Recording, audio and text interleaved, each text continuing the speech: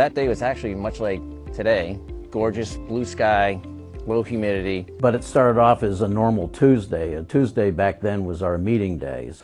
And the TV was on, and we saw that one of the towers was on fire.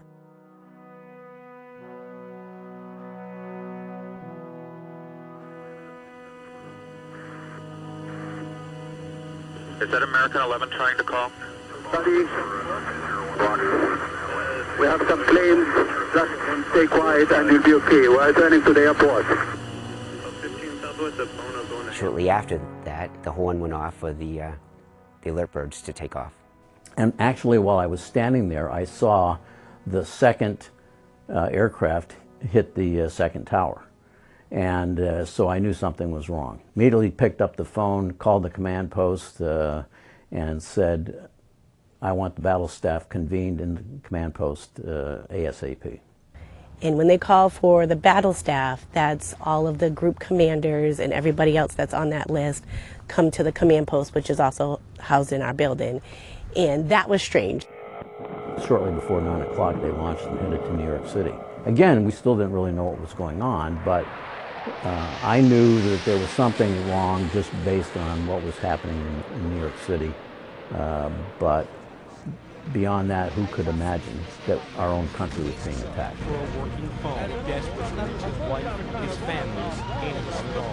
So I knew with our alert mission that we would play a key pivotal role for NORAD in defending the skies. That was our main mission here at the 102nd Fighter Wing at the time, and we sat alert for 20 years before that. What I didn't know was how many combat air patrols were we going to be expected to maintain.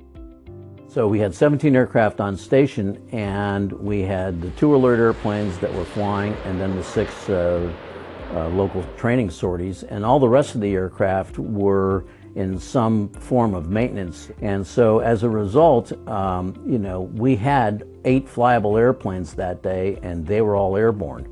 We had to start bringing them back and reconfiguring the airplanes. I remember our supervisor calling down to the munitions storage site saying, look, something's going on, you guys need to get ready, start bringing munitions up. So I made an arrangement. I called my wife, hey honey, I'm not going to be able to pick up the kids today. It's going to be a long day at work. There was no need to do a recall of the maintenance personnel within our squadron because they recalled the base, right? They called the base immediately and said, I'm either coming out here or when would you like me out here?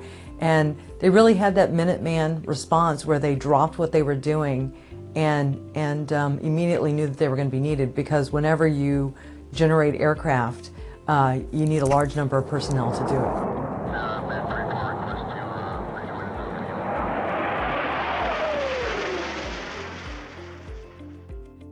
The folks started working on a game plan whereby we had enough pilots to go ahead and sustain a 24-hour operation for as long as we were tasked to do that.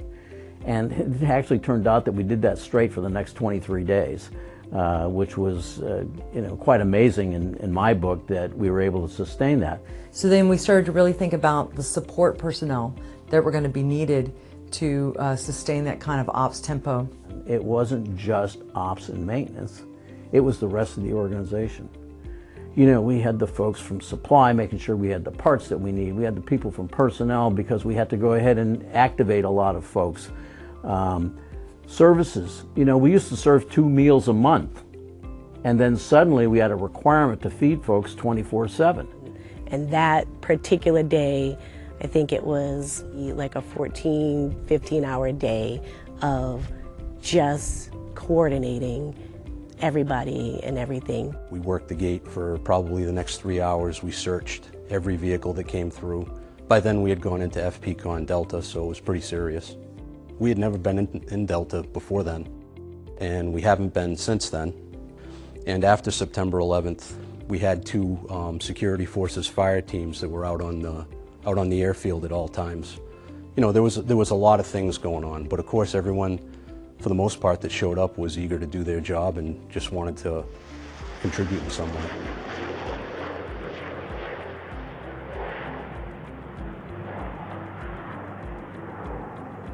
Sitting out there and watching the crew chiefs do their job, and in their very methodical, precise way, you know. There was just a whole, for a wing that seemed to operate at a pretty high level, it was surreal in itself to see that level go up even higher, you know.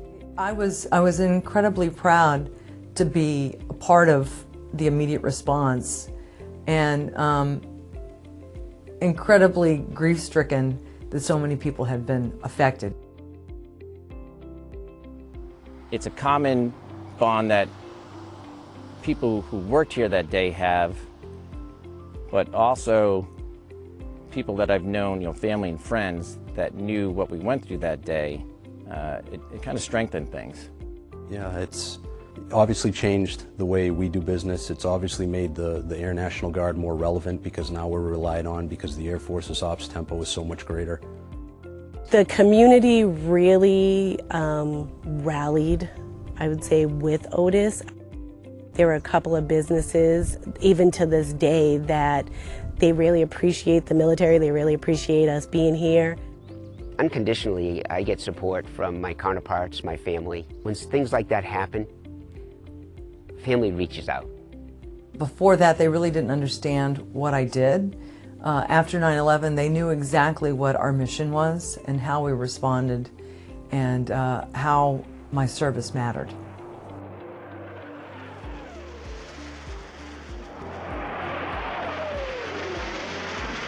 The events of 9/11 really solidified the roles and involvement, what I contributed to this country as an Air National Guard military member.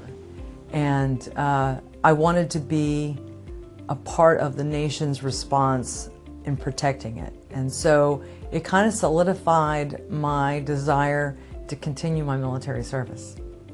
I guess the big lesson for me is you never know when you're going to get called to be ready, so you got to stay ready all the time.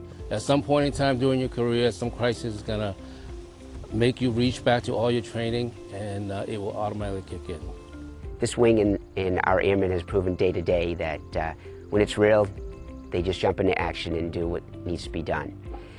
But I have to tell you, from a commander's perspective, I'll never be able to go ahead and match the feeling that I had here watching the members of the 102nd Fighter Wing perform under 9/11, because it was phenomenal.